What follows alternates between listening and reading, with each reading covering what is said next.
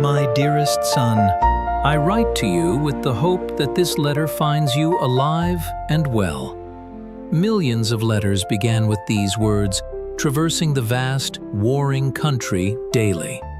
During the Great Patriotic War, frontline mail became a true lifeline, connecting people separated by war. Every day, Field Post delivered up to 3 million letters and about 2 million newspapers to the front. Over 4 years of war, postal workers delivered more than 20 billion letters. Behind these numbers lie human destinies, their pain, hope, faith, and love. Soldiers kept letters from home in their breast pockets, close to their hearts. They reread them before battle, finding strength for heroic deeds in those familiar lines. And back home, mothers, wives, and children met the postman with bated breath, hoping to see the cherished triangular letter in his hands, and not an official envelope with a death notice. Frontline mail was not just a communication system, it became a life support system for the warring country, maintaining the morale of the army and the home front during the most difficult times of trial. When the war began on June 22, 1941, the country's leadership faced an extremely complex task: to create a reliable communication system between millions of soldiers and their families. As early as June 27th, a resolution was passed to establish the Military Field Post Directorate. Incredibly, amidst the rapid enemy offensive, the evacuation of enterprises, and the chaos of the first months of the war, the postal system was set up in the shortest possible time. How did this invisible army of postal workers operate? The entire system was built on a pyramid principle. At the top was the Central Military Field Post Directorate. Below it were frontline postal sorting points, Army postal stations, divisional exchange points, and finally, regimental postal points. Letters traversed this path in both directions, from the front to the rear and back. To preserve military secrecy, a system of field postal numbers was introduced. Each military unit received its unique number, which changed when the unit moved. Thus, the address would state, quote, 0, rather than the unit's actual location. This prevented the enemy from determining the disposition of Soviet troops from intercepted letters. Mailmen at the front were special people. They were eagerly awaited. Their appearance in the trenches brought more joy than the arrival of a field kitchen. They delivered letters under shelling, swam across rivers, and made their way through minefields. There are known cases where mailmen, after delivering correspondence to encircled units, remained there, and arms in hand, defended positions alongside the soldiers. In the rear, the work of postal employees was no less heroic. In besieged Leningrad, mailmen delivered letters even on the most terrible days, when the city was freezing and starving. In evacuation, postal workers often worked in makeshift premises, by the light of kerosene lamps, sorting millions of letters. It is astonishing. But even under such conditions, a letter from the front reached home in an average of 12 to 15 days, and in the opposite direction in 7 to 8 days. Approximately 70 tons of correspondence passed through the military field post system daily. Field mail was completely free for senders. A soldier could send a letter without a single kopeck. It was enough to write "Red Army" on the envelope or folded triangular sheet of paper, or to mark it "Field Post."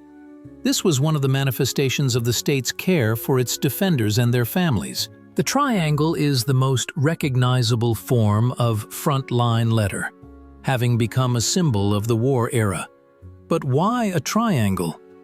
The answer lies in the harsh prose of war, a catastrophic shortage of envelopes. When ordinary postal supplies became scarce, frontline soldiers found a solution ingenious in its simplicity. An ordinary sheet of paper was folded in a special way. First, the corners were bent towards the middle. Then the letter was folded several more times, and the last corner was tucked into the structure. This resulted in a compact triangle, requiring no glue, stamps, or envelopes. What did they write with at the front? With everything that came to hand. Pencils were worth their weight in gold. They were treasured, sharpened down to the last centimeter. Ink was made from soot, potassium permanganate, beet juice. They wrote on any available paper: notebook sheets, book pages, newspaper scraps, captured German forms, ammunition wrapping paper. In hospitals, the wounded managed to write by holding a pencil in their teeth or tying it to a stump. The process of writing a letter itself often took place under incredible conditions. Soldiers wrote in trenches by the light of a makeshift lamp, on their knee, leaning against the wall of a dugout, in short moments of calm between battles. Commanders encouraged correspondence, understanding its importance for morale. In some units, special hours were even allocated for writing letters home. Every frontline letter passed through military censorship. Special censors worked in the units, checking the content for military secrets. Soldiers could not specify their exact location, write about losses, the state of equipment, or command plans. Even descriptions of the weather were blacked out.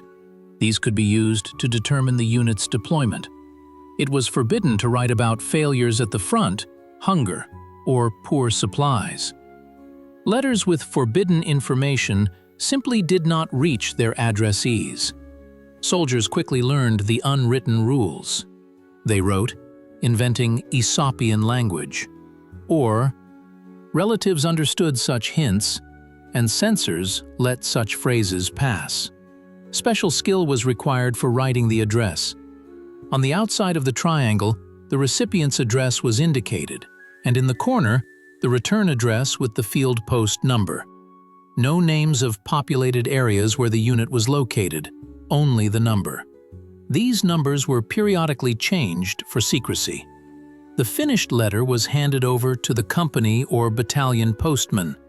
He collected correspondence from the entire unit and took it to the regimental postal point. From there, the letters were sent to the division, army, frontline sorting point, and finally to the rear. In their letters, soldiers rarely wrote about the hardships of war. They spared the feelings of their loved ones, tried to cheer them up and instill hope. "I'm fine, fighting a little. Food is normal." Many letters began with such phrases, even if they were written in a frozen trench after several days without hot food. Triangles from the front were kept as relics. They were reread, passed from hand to hand, carried during evacuation. These simple folded sheets of paper were material proof that a loved one was alive, that they remembered, loved, and hoped for a meeting. Each triangle was a small miracle in the terrible time of war, a message of hope that overcame fire and death. On December 23, 1942, a rare, quiet evening fell upon the Leningrad front. The artillery duel, which had not ceased for several days, suddenly fell silent. In the dugout of the 856th Rifle Regiment, Lieutenant Nikolai Smirnov, taking advantage of the lull, took a battered, checkered sheet from his map case, a stub of a pencil, and bent over the makeshift table, an ammunition box. "Hello, my dear Mashenka," he wrote in the neat handwriting of a mathematics teacher which he had been before the war. "I'm writing to you from the front line, in a rare moment of quiet. Today, for some reason, the German is silent. Perhaps he's also preparing for New Year's? And here we even put up a Christmas tree, a pine branch stuck into a shell casing. The guys are laughing, saying it's the most front-line Christmas tree." Nikolai Ivanovich Smirnov, 32 years old, a native of the village of Olkovka in the Yaroslavl region, had been fighting since the first days of the war. In June 41, he volunteered for the front, leaving his wife Maria and 5-year-old daughter Anechka in his native village. He went through the retreat of the first months, was wounded near Luga, and after the hospital, ended up on the Leningrad front, where he commanded a reconnaissance platoon. "I received your letter from November 5th, Nikolai continued. "It took a whole month and a half to arrive. I'm glad that you and Anechka are healthy, that you dug up enough potatoes. Take care of our daughter, she's a clever girl. You write that you started helping knit socks for the front. That's wonderful. Maybe your socks will even reach me. Then no frost will be terrible." He paused for a moment, looking at the sooty flame of the homemade lamp. The dugout was cramped. Besides him, 5 other soldiers were resting before the night search. Junior Sergeant Petrov quietly played "In the Dugout" on his harmonica. Someone quietly sang along. "You ask if I'm scared," the lieutenant wrote further. "I won't lie, sometimes it's scary, especially when we go on reconnaissance behind enemy lines. But I'm not afraid for myself. I'm afraid for you and Anechka, for our land. Yesterday we captured a tongue, an important German officer. The regimental commander said that the information is very valuable. Maybe thanks to it we'll save many lives." Smirnov did not write that in the capture of this tongue, 2 of his scouts died. Very young guys, one from Siberia, the other from Kazakhstan. He did not write that he himself had been shell-shocked by a close mine explosion and still had difficulty hearing with his left ear. Why worry Masha with such details? "We have our own frontline life here," he continued. "Recently, the political instructor brought newspapers. We read them with the whole platoon. Good news near Stalingrad. Our guys are really hitting the Germans there. That means we'll be on the offensive soon too. Leningrad must be liberated from the blockade. We can't let people there starve for another winter." At that moment, a messenger from the company commander came down into the dugout. "Comrade Lieutenant, you're wanted by the captain. Urgent!" Nikolai put down the pencil, carefully folded the unfinished letter, and tucked it into the breast pocket of his tunic, closer to his heart. "I'll finish it after the mission," he thought. But Lieutenant Smirnov was not destined to finish that letter. That same night, a group of scouts under his command went on a mission behind German lines. They were to ascertain the location of new enemy artillery positions discovered by aerial reconnaissance. 3 days later, only 2 of the 7 scouts who had left returned. They brought valuable information and their commander's unfinished letter. Lieutenant Smirnov died covering the group's retreat. His last words were, "Give the letter to my Masha." Lieutenant Smirnov's unfinished letter began its long journey to its addressee on a frosty December morning. Foreman Petrov, commander of the reconnaissance detachment, carefully folded the sheet of paper into a triangle and took it to the regimental postal point, located in a semi-ruined house 2 kilometers from the front line. "Another letter, Antonina Sergeyevna," he said to the middle-aged woman in military uniform, sitting at a table piled high with correspondence. "From whom?" asked the regimental postwoman, taking the triangle. "From Lieutenant Smirnov, posthumously," the foreman answered quietly. Antonina Sergeyevna nodded silently. In a year and a half at the front, she had grown accustomed to such letters. Stamping it with field post office number 23-458, she placed the triangle in a canvas bag with outgoing correspondence. An hour later, the postal vehicle, a battered 1.5-ton truck with a canvas tarpaulin, set off. Behind the wheel was an elderly sergeant, Ivan Kuzmich, a former driver from Gorky. He was transporting mail to the Army sorting station, traversing broken roads, shelled areas, and constant air raids. "I'm carrying the most valuable cargo," Ivan Kuzmich loved to repeat. "More important than ammunition. A bullet kills the enemy, but a letter gives strength to our soldiers." That day, the road proved especially dangerous.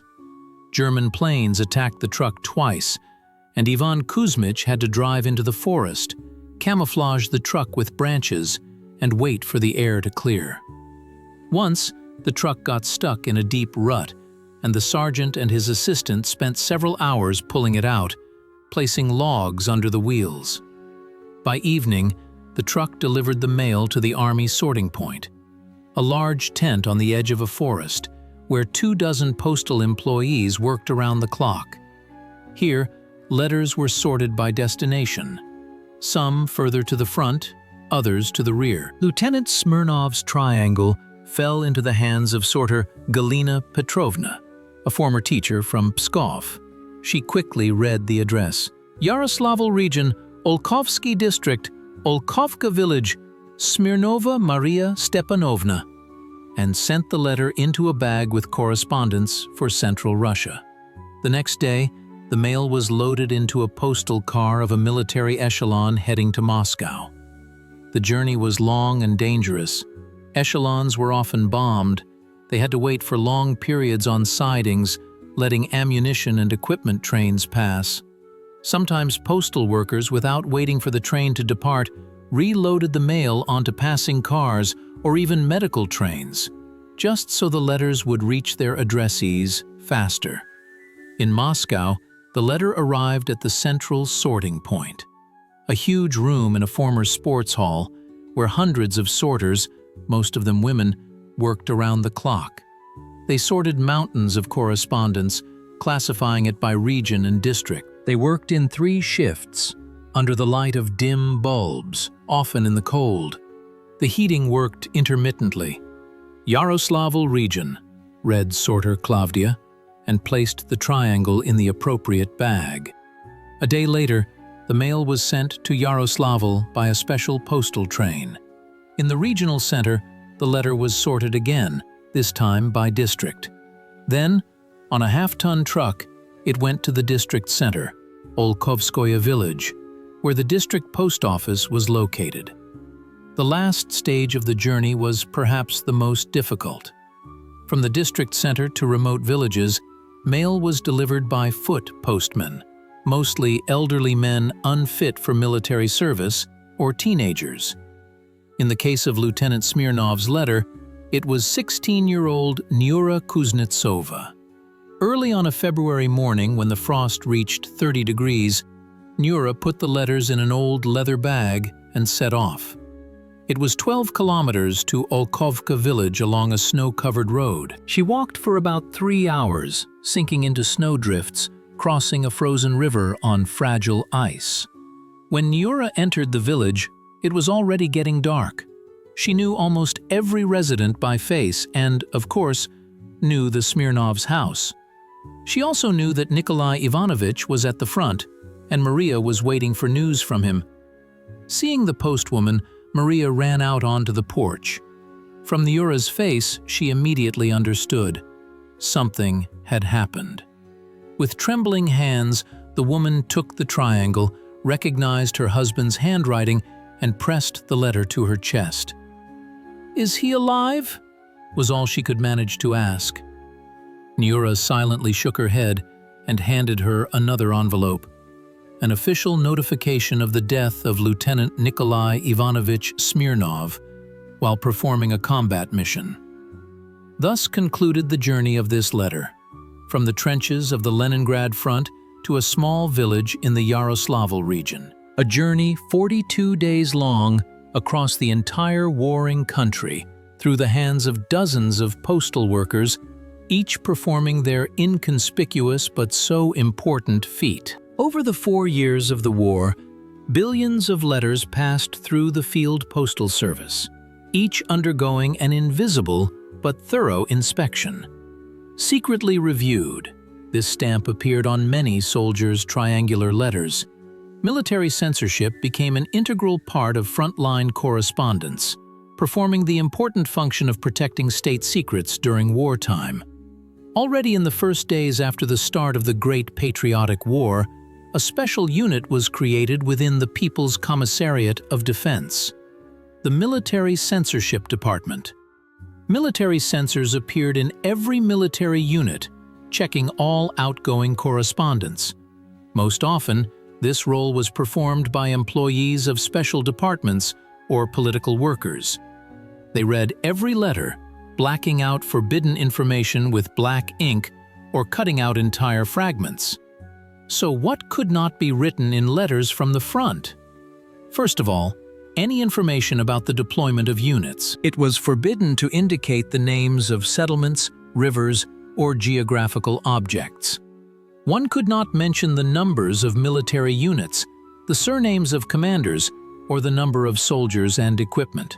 Information about losses, morale, and cases of desertion was prohibited. Even a description of the weather might not pass censorship. Enemy intelligence could use it to determine the area of troop deployment. I am standing by the river. Today we liberated the village.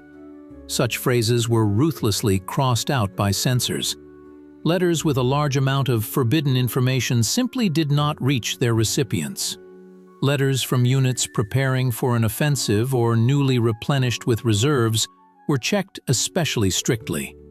Frontline soldiers quickly learned the unspoken rules and found ways to circumvent restrictions. They created their own Aesopian language, understandable to their families, but not arousing suspicion among censors. We are standing where I fished with my father before the war, not far from where Aunt Clava lives. Such hints helped loved ones roughly understand where their relative was. When Lieutenant Smirnov wrote to his wife about an important German officer, he deliberately avoided details of the operation.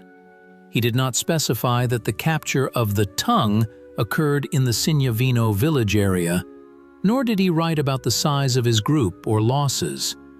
This information could be valuable to the enemy if the letter fell into the wrong hands. Interestingly, censors checked not only factual information, but also the morale conveyed in letters. Complaints about poor food, lack of uniforms, doubts about victory. All of this was also blacked out. The state sought to maintain a fighting spirit both at the front and in the rear. Some soldiers used astonishing ways to circumvent censorship. There are known cases where information was encrypted in drawings sent to children, or chemical inks were used that appeared when heated. Others agreed with their relatives on a system of conditional symbols. Certain phrases or words had a hidden meaning. Letters with characteristic black spots, traces of military censors' work, have been preserved in the archives. These redactions themselves became a peculiar symbol of the era, a part of the history of frontline correspondence. They remind us that even in the most personal and intimate correspondence with loved ones, war left its harsh imprint. However, despite all the restrictions, letters remained the main thread connecting soldiers with home. Censors, for all their strictness, understood the human significance of these triangular letters. There are known cases where they allowed technically forbidden information to pass if it was vitally important for a soldier's family. In Lieutenant Smirnov's letter, which remained unfinished, the censor did not cross out a single line, perhaps because the experienced scout knew the rules well, or perhaps because it was the last message of a fallen hero and someone's invisible hand decided not to touch the farewell words. "Waiting for news, my dear." These words ended almost every letter sent to the front from the deep rear.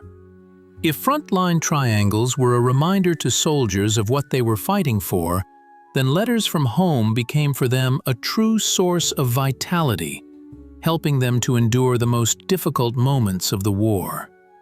Every morning in dugouts and trenches, in moments of lull between battles, soldiers eagerly awaited the postman. "Who has a letter?" This question made the hearts of even the most hardened warriors beat faster. Receiving news from home was true happiness. Soldiers carefully unfolded the worn envelopes, reading every line written by a loved one's hand. "When I received a letter from my mother, it was as if I was home again," recalled veteran Ivan Petrovich Samoylov. "I reread it 10 times, knowing every word by heart, and before a battle, I always took out a family photograph and letters. I'd look at them, and my strength would immediately return. For such loved ones, it's not scary to even give up one's life. What did they write about from the rear to the front? Letters from home were surprisingly simple and, at the same time, infinitely important. Mothers told their sons about everyday worries, how potatoes were growing in the garden, how they managed the household, how neighbors helped. Wives wrote to their husbands about the children, about how the little ones missed their father, how they asked when he would return. Children, in uncertain handwriting, wrote their first letters, drew naive pictures for their hero dads.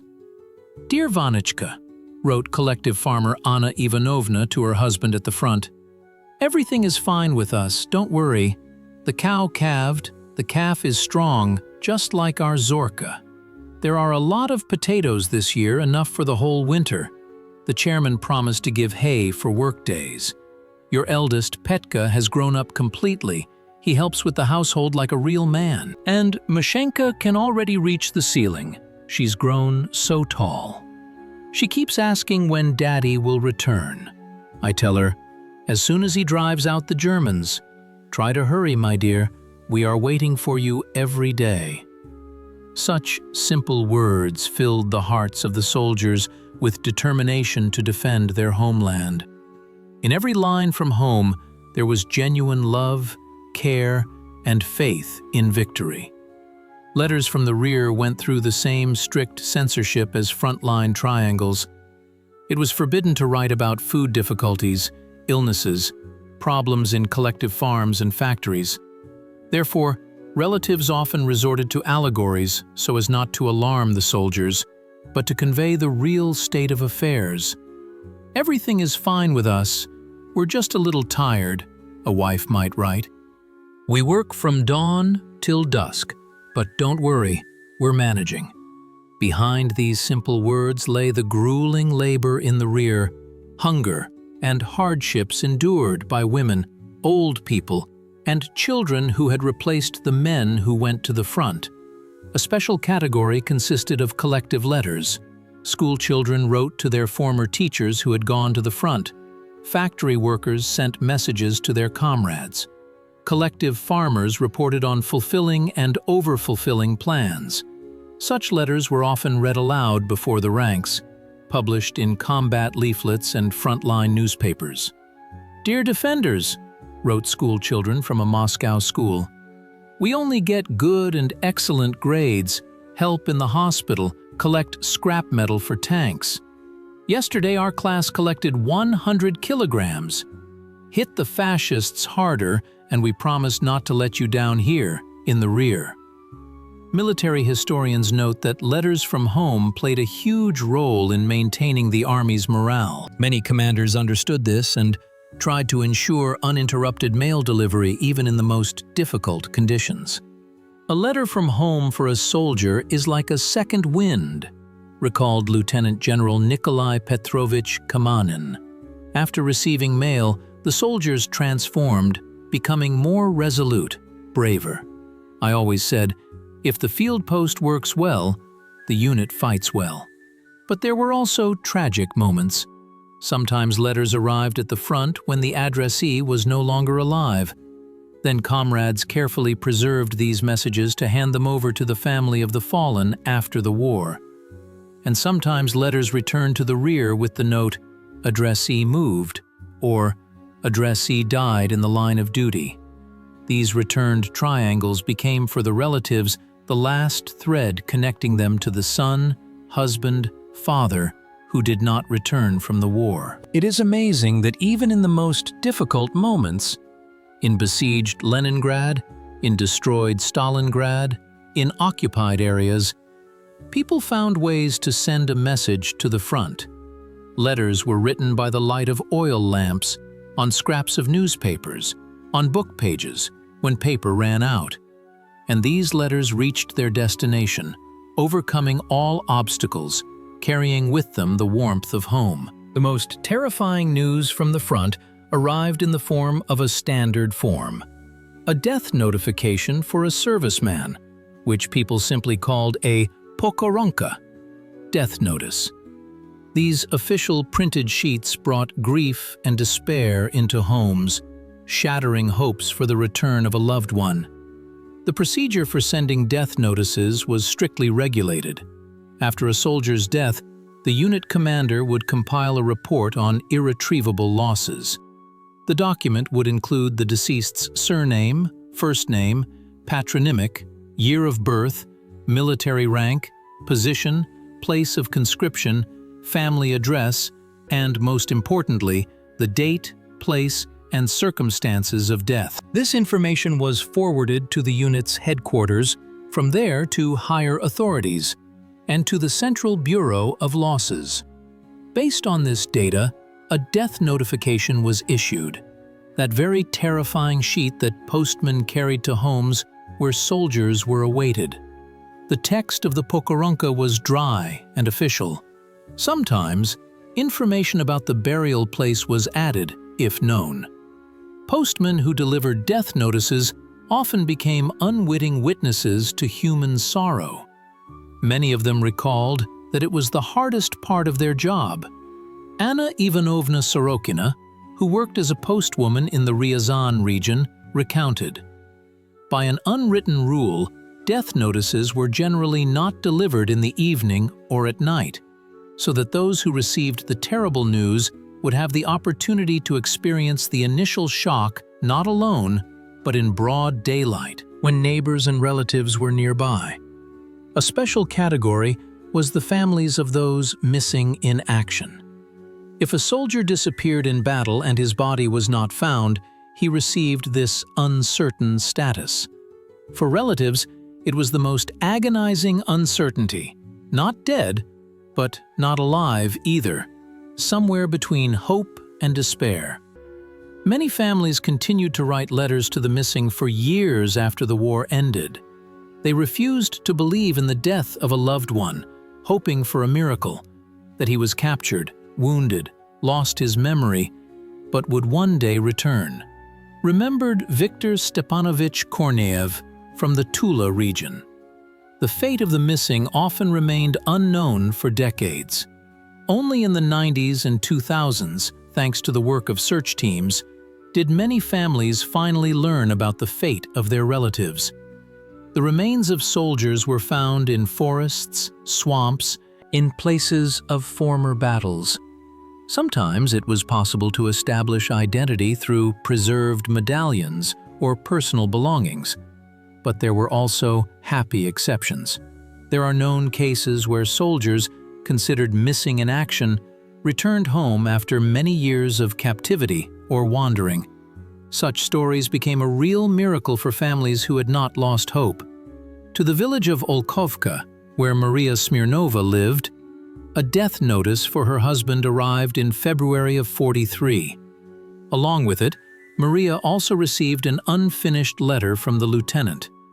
These two documents, the official death notification and the personal unspoken message, became for her the last thread connecting her to her deceased husband. Every evening she would reread his letters to the children, her daughter Anna later recounted, especially that last unfinished one, as if she was waiting for father to miraculously finish it. And she always told us, "Papa wanted you to grow up to be worthy people. Don't let him down." Dear Defenders, we are the students of the 3rd grade of school number 125 in the city of Saratov. We have put together a package for you, with warm socks and mittens. Our mothers and grandmothers knitted them in the evenings. We also included candies and cookies. Beat the fascists! We believe in you! Such letters, addressed to a Red Army soldier, were sent to the front by the thousands. They were written by school children, factory workers, collective farmers, people who had never seen those to whom they addressed their lines. This phenomenon became a unique wartime occurrence, mass correspondence between the civilian population and unknown frontline soldiers. From the very first months of the war, initiatives spontaneously arose across the country to support soldiers not only materially, but also morally. Schools, enterprises, public organizations organized campaigns to write letters to the front. Classes competed to see who could write more letters to the soldiers. Komsomol organizations held special Writing Sundays, when hundreds of young people gathered together to write warm words of support to the defenders of the motherland. These letters from strangers had enormous psychological significance for the soldiers. They showed that behind the fighting army stood the entire country, that people were thinking of them, waiting for them, believing in them, even those who had never seen them. When I received a letter from an unknown girl from Sverdlovsk, it gave me more strength than if I had received an extra portion of food, recalled veteran Mikhail Zotov. In a trench, under fire, to read lines about someone far away thinking of you, that's an inexpressible feeling. It's like being enveloped in warmth. Children's letters were especially valued. Naive, sincere lines, written in uneven handwriting, touched the sternest hearts. Soldiers carefully preserved such messages, carried them in their breast pockets, along with photographs of their loved ones, and reread them during moments of rest. At many enterprises, a tradition emerged of including short letters, appeals in manufactured goods for the front. Female workers at sewing factories left notes in the pockets of tunics, while workers at arms factories attached messages to boxes of cartridges and shells. Dear soldier, I, Antonina Petrova from the city of Ivanovo, knitted this Ushanka hat for you. May it keep you warm in the cold. And you, beat the fascists without mercy, return with victory. Such a note was found in a new hat by Sergeant Vasily Kravchenko in the winter of '43. Frontline soldiers often responded to such messages. Correspondence began, which sometimes continued throughout the war. There are known cases where, after the victory, soldiers sought out their pen pals, visited them, and sometimes even started families. Organized campaigns to send letters to the front were often officially initiated. Appeals to write to soldiers were published in newspapers, and school teachers included the writing of such letters in the mandatory patriotic education program. Komsomol organizations held competitions between districts and regions for the number of messages sent to the front. A special aspect was correspondence with the wounded in hospitals.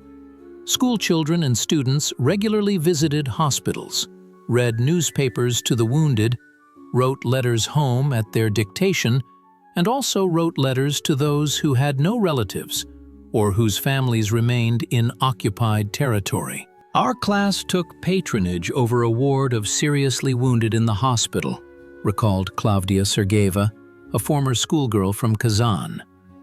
Every day after lessons we would come, help the nurses, read books, and we also wrote letters to soldiers who couldn't write themselves.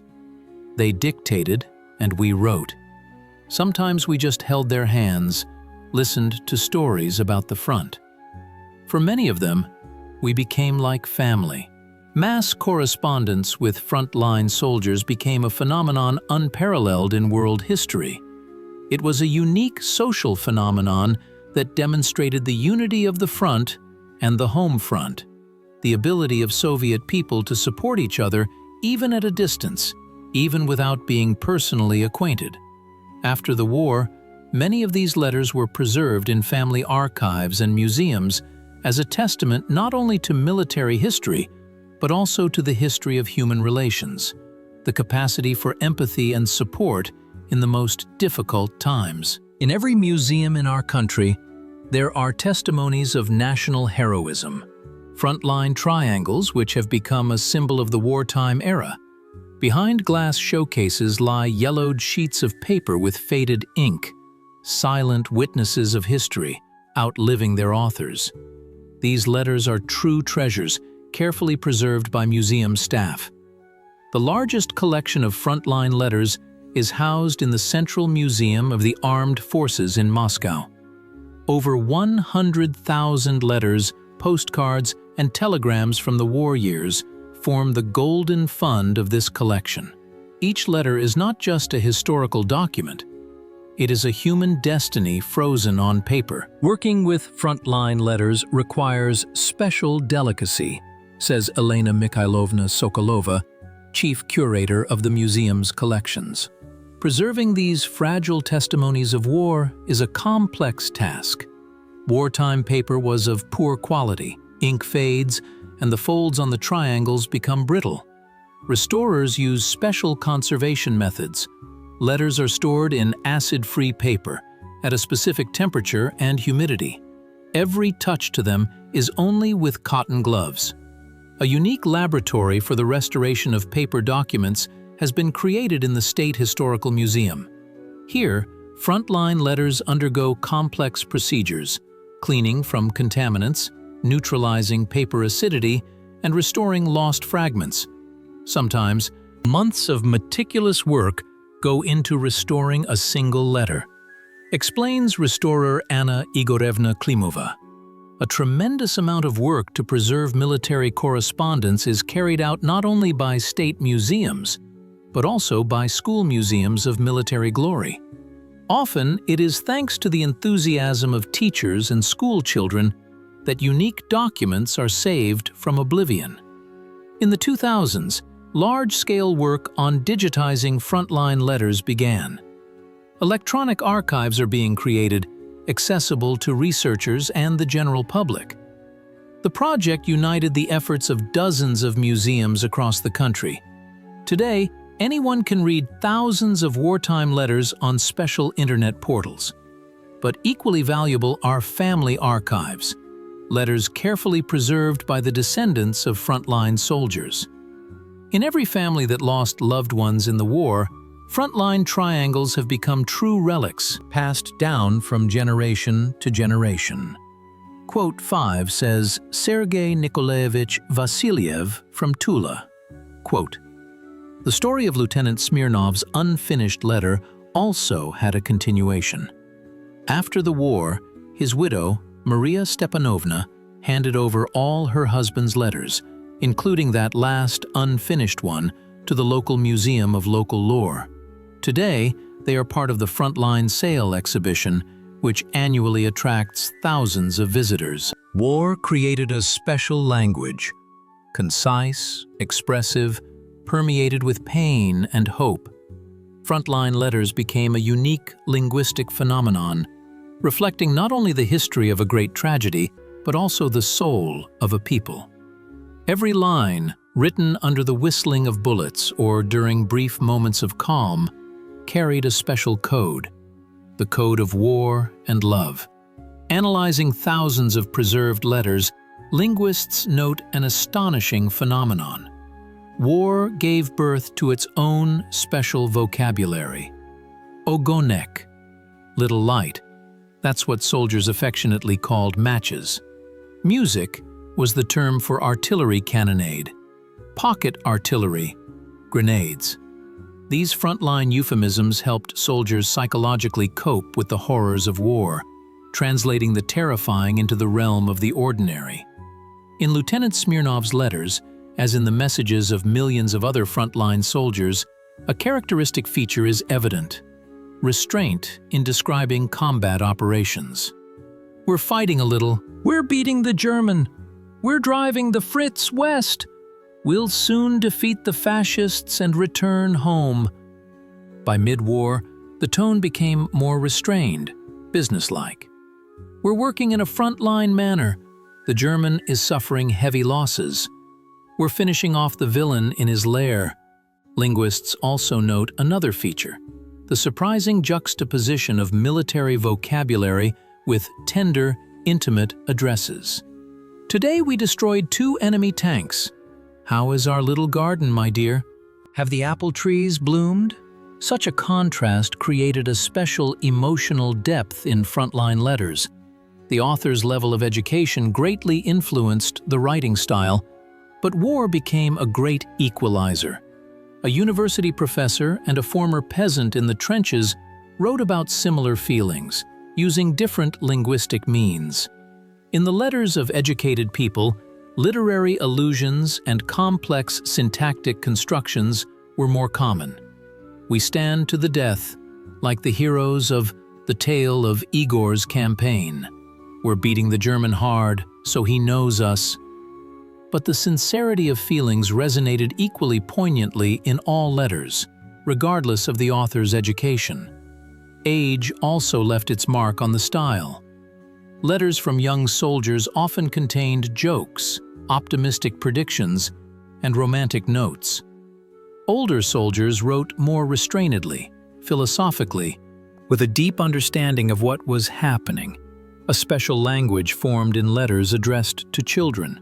Fathers found simple, understandable words to explain what was happening to their little ones. I'm beating the fascists, so they don't hurt our children. I'm fighting bad uncles who wanted to take away our home. We are where the tall pines grow. If you are reading these lines, it means I am no longer here. Don't grieve for too long. I am happy that I defended you and our children. Live for me and for yourself. The last letter. When it arrives, after the death notice, time seems to stop. In your hands is a triangular letter written in the familiar hand of a person who is no longer there. Living lines from someone who will never again pick up a pencil, never again bend over a sheet of paper in a moment of quiet between battles. These letters became especially precious. In them resonated a voice from the other side of eternity. Maria Smirnova received her husband's unfinished letter 10 days after the official notification of his death. When the postwoman Nyura handed her the familiar triangle, the woman didn't immediately understand what was happening. After all, Kolya was no longer alive. How could he have written? I held that letter and didn't dare to open it, Maria Stepanova recalled later. It seemed that as long as it was sealed, Kolya was still alive for me. But if I read it, I would have to say goodbye definitively. Lieutenant Smirnov's last letter contained no premonition of impending death. He wrote about a frontline Christmas tree and a shell casing, about plans for an offensive, about how much he missed his daughter. An ordinary letter, of which there were millions. But cut short mid-sentence, it acquired a special, almost mystical meaning. The unspoken became a symbol of all lives interrupted by war. These last letters often held special, intimate confessions. Facing possible death, people found words they might not have dared to utter in peacetime, wrote Senior Sergeant Alexei Voronov from near Stalingrad the day before his death. Many soldiers, sensing their demise before a decisive battle, wrote special letters. Quote, they entrusted them to comrades with a request to send them to their families if they didn't return. Such messages often contained last wishes, instructions for their children, words of forgiveness and love. My dear sons, Vitya and Slavik, wrote Captain Dmitry Petrov on the eve of the Battle of Kursk. If you are reading this letter, it means I did not return from the mission. Do not grieve for too long. Take care of your mother, study well, grow up to be real men. I would like you to become engineers. The country will need builders after the war. And remember, wherever I am, I will always love you and be proud of you. Especially tragic were cases when the last letters arrived at already empty homes. When the addressees had died in a bombing, starved to death in besieged Leningrad, or been deported to Germany. Such letters returned to the front with the note, "Addressee no longer after," or "House destroyed." They remained unread, undelivered, another tragedy in the endless chain of wartime losses. Sometimes, the last letters became the only memory of a person. If a soldier's body remained on the battlefield or was buried in an unmarked grave, it was the letters that preserved his voice, thoughts, a part of his soul. Through them, children who had never seen their father could form an idea of what he was like. Lieutenant Smirnov's daughter, Anna Nikolaevna, grew up looking at her father's photograph and rereading his letters. "I only know Dad from these triangular letters," she said. "But I feel like I remember his voice, his laughter, his hands. The letters brought his image to life for me." Researchers note a remarkable feature of these last letters. Fear of death is rarely found in them. More often, they express concern for loved ones, hope for victory, faith in the future. Even on the brink of death, soldiers thought not of themselves, but of those who would live on after them. The war ended, but the echo of frontline letters continued to resound for decades. For many families, the triangular letters, handwritten by those who never returned from the battlefields, became the sole memory of their loved ones. Yet it was these letters that often became the key to unraveling the fates of the missing, helping to reconstruct the stories of thousands of soldiers whose names might otherwise have been forever forgotten. In '46, a strange letter arrived in the village of Olkovka, written in an unfamiliar hand. Maria Smirnova, the widow of Lieutenant Nikolai Smirnov, nervously unfolded the sheet. "Dear Maria Stepanovna," wrote former scout Pyotr Kovalev, "I accidentally found your address in our unit's archives. I was in that last battle with your husband. Nikolai Ivanovich died as a hero, covering the retreat of the group. We buried him at the edge of the forest near the village of Sinyavino. I can show you the place if you wish to come." This letter marked the beginning of an amazing story of search and remembrance. Maria couldn't go immediately. A small daughter, devastation, hard work on the collective farm, but she carefully kept this letter next to her husband's frontline triangles. And 10 years later, when her daughter Anna had grown up, they set off together for the Leningrad region. Pyotr Kovalev, an already elderly man with graying temples, met them at the station. "I come here every year on May 9th, he said. "I lay flowers on the graves of comrades. Your Nikolai was a real commander. He protected us like his own children." He led them to a small hill where the scouts had once hastily buried their lieutenant. To their surprise, there was already a modest obelisk with a red star. "The locals look after the grave," Pyotr explained. "They remember the price of their freedom." The story of the Smirnov family is just one of thousands of similar post-war search stories. Throughout the country, relatives of missing soldiers searched for any information about the fate of their loved ones.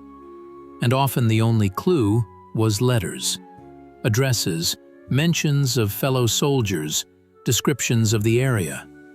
Already in '45, immediately after victory, the first spontaneous search initiatives emerged in the country. People wrote to military units, to newspapers, searched for fellow soldiers using addresses indicated in letters. The first advertisements appeared, "Looking for comrades who served in such and such a regiment. Respond, whoever knew my brother." Frontline letters became invaluable search documents. They contained mentions of battle locations, names of commanders and comrades, field post numbers. From these scraps of information, it was possible to reconstruct a soldier's combat path, to find witnesses of his last days. In the '50s, more organized work began. Special commissions for locating missing persons were created at military enlistment offices. Red Pathfinders, school children under the guidance of teachers, collected veterans' memoirs, searched for burial sites, and established the names of the fallen. Frontline letters played a special role in this work. In the '60s, an all-Union campaign, Letters Scorched by War, took place. Thousands of families brought preserved triangular letters to museums and newspaper editorial offices. Card indexes were created based on them, which helped to connect fates torn apart by the war. An amazing story happened in the city of Oryol. Teacher Vera Petrovna Ivanova, during a literature lesson, showed her school children the front-line letters of her father, who went missing in '43. One of the letters mentioned, Commander Sergeyev with golden teeth. Through the newspaper, this commander was found, and he told about the last battle in which the teacher's father participated. Thus, 20 years after the war, the family finally learned about the fate of their loved one. Frontline letters helped not only in the search for the missing, but also in reuniting separated families. How many children who lost their parents in the wartime turmoil found their loved ones thanks to preserved addresses on the triangular letters? How many frontline friends met again, having found each other through mentions in letters? In the 70s, for the 30th anniversary of victory, a large-scale campaign, "No one is forgotten, nothing is forgotten," swept across the country. Memorial complexes were created, new monuments were erected, and many search operations were based precisely on frontline letters.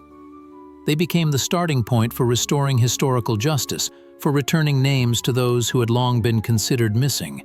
Frontline letters have long transcended the boundaries of personal history and become part of the national culture of memory. The triangular letters, folded from yellowed paper, have turned into a symbol recognizable by everyone, from school children to pensioners. Their images are captured in literature, cinema, and monumental art, becoming an integral part of the collective memory of the war. In Soviet and Russian literature, the theme of frontline letters runs like a red thread through works about the Great Patriotic War. In Boris Vasilyev's novella, quote, "The heroines read letters from home before their last battle." Konstantin Smirnov created the poignant poem, quote, which became an unspoken anthem of frontline correspondence. The lines, quote, were known by heart throughout the warring country. In Yuri Bondarev's novel Hot Snow, letters become the last link to peaceful life for the artillerymen repelling a tank attack near Stalingrad. And in Viktor Astafiev's novella, quote, "A lost letter from a beloved turns into a symbol of the protagonist's unfulfilled destiny." The theme of frontline correspondence is no less vividly presented in cinema. In the film The Cranes Are Flying, Tatiana Samoilova's heroine receives a death notice for her fiancé. In, quote, "A mother waits for a letter from her son until her last day, unaware that he will never return." And in the film, quote, "The characters remember their fallen comrade by rereading his letters." Documentary films about the war, featuring authentic frontline letters, have a special impact. In the film, an off-screen voice reads real messages from soldiers who did not return from the Rzhev meat grinder. These simple words, written before death, make a stronger impression than any staged scenes. In the 21st century, new forms of preserving the memory of frontline correspondence have emerged. The large-scale project has collected over 100,000 letters from the war years in a digital archive. Volunteers decipher hard-to-read texts, historians comment on the mentioned events, and relatives find unknown pages of family history. Monuments and memorials dedicated to frontline mail hold a special place. In Voronezh, the monument has been erected, a bronze postman with a bag of letters over his shoulder. In Chelyabinsk, the monument has been created, a huge granite letter with carved lines of real messages. And in Veliki Novgorod stands the poignant monument. A modern schoolboy hands a letter to a soldier going to the front. In museum spaces, frontline letters occupy an honorable place. Almost every museum of the Great Patriotic War has an exposition dedicated to military correspondence. In the Victory Museum on Poklonnaya Hill, a special hall has been created, where visitors can not only see authentic triangular letters, but also hear their content in audio recordings, read by actors. The image of the frontline letter has become part of modern memory culture beyond museum spaces. The quote, 14, campaign is held annually in dozens of Russian cities. School children and students fold triangular letters with congratulations to veterans. On Victory Day, volunteers distribute symbolic triangles with stories of frontline soldiers on the streets. And on social networks, the flash mob, quote, 15, is gaining popularity, where people of all ages read authentic frontline messages on camera. The story of Lieutenant Smirnov's unfinished letter also found its continuation in the culture of memory. In the 2000s, his daughter Anna Nikolaevna handed over copies of her father's letters to the Immortal Regiment project. Now the story of this modest math teacher who became a frontline scout is known to thousands of people. And in the school of the village of Olkovka, a museum corner has been created where an enlarged copy of the last unfinished letter takes center stage. The symbolic significance of the frontline triangle in our culture is hard to overestimate. It is not just a form of folded paper, it is an image of connection between past and present, between life and death, between personal history and the history of the country. Each such triangle is a bridge through time, allowing us to hear the voices of those who gave their lives for our freedom. Letters from the front are not merely documents of an era. They have become part of our historical memory, a genuine testament to war, recorded not by generals or historians, but by ordinary people.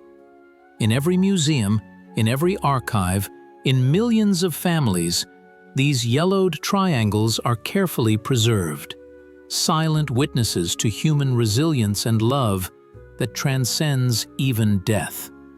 Today, frontline letters have acquired new value. They have become an invaluable source for historians studying the Great Patriotic War, not through the prism of strategic operations, but through the fates of specific individuals. Each such letter is not only a personal story, but also a reflection of the collective experience of the people during times of trial. Frontline letters are voices from the past that we are obliged to preserve for the future, says Professor of History Alexei Nikolaevich Sokolov. They capture not only facts, but also people's feelings, their hopes, fears, and love. This is a source that cannot be faked or distorted. In the 2000s, large-scale work began on creating digital archives of frontline correspondence.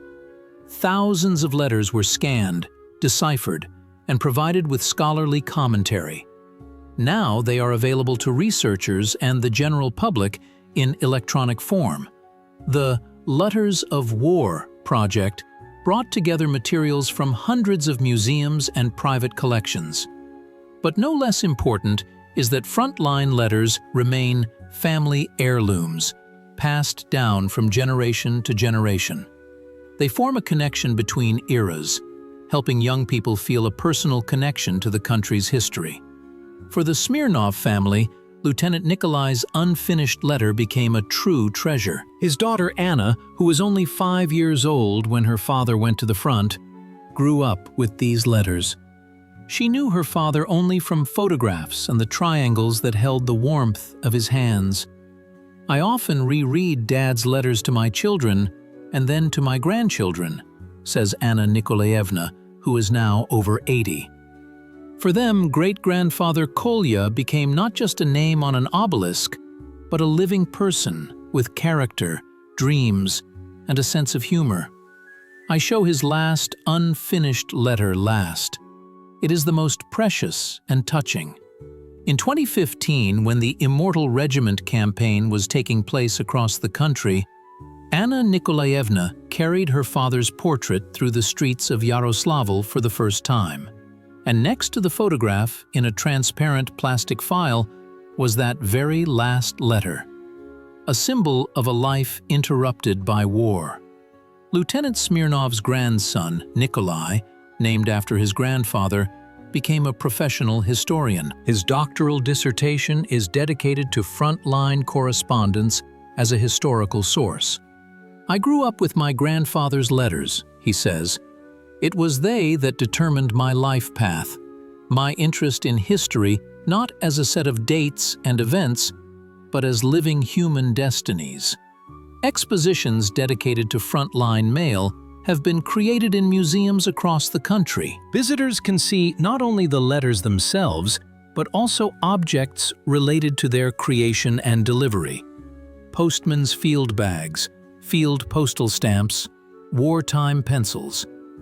In some museums, interactive installations allow visitors to, quote, "a letter through the military field postal system," going through all the stages, from writing to delivery.